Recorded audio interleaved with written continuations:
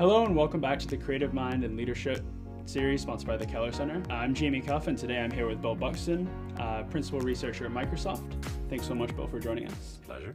Awesome. And I'd like to start off just by asking you a little bit about your career path, some of the sort of steps that got you here and the unique path that you've taken. So I think my career path was the most brilliant decision I never made. And that is the sense that it was just follow my own curiosity and trust in that and not trod paths that were already well trodden. Yeah, and you mentioned a little bit earlier mentors that have been crucial along your way. Are there sort of particular people that you think were crucial in helping you sort of get to where you are now? Absolutely, and I could say that right from high school. My music teacher, when I was in junior high school, I probably would have ended up a juvenile delinquent. I mean, literally, had it not been for my band teacher. How do you think about it seems like teaching and learning is really important to you as well. How do you think about that in your role or with sort of people that you mentor? I think that's my only job. At the fundamental level, we both work in technology. Especially right now, with your generation compared to with my generation, the miracle was, could this stuff work and will anybody buy it?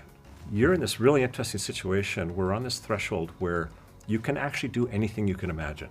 And so the question no longer is, what can I do?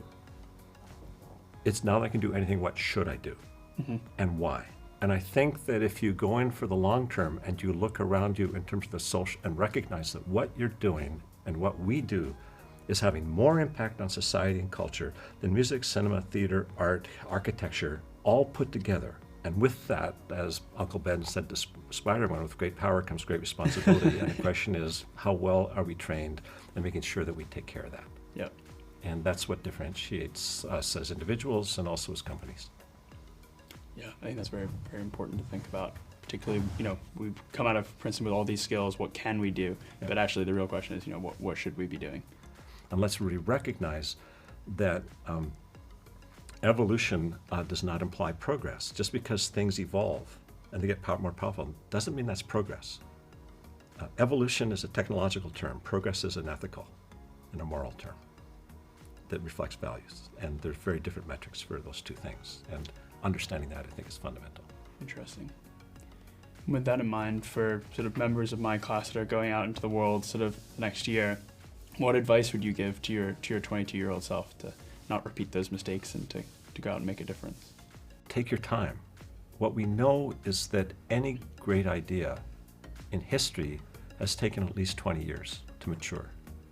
And so this notion about trying to do something within the next 4 or 5 years, that short-term thinking is going to be the death of us. Patience is there. There's so much to talk about. We could continue all day, but I'm conscious you have things to get along to. So I think we've been very fortunate to hear from Bill about his unique path, some of the people that have helped him along his way, but also about kind of our own pathways and straying away from that kind of linear point to point to point and looking for something that could be much more meaningful in the longer term, both from an ethical and sort of technological progress standpoint. So thank you so much, Bill, for coming, and thank you all for watching. Thanks for having me.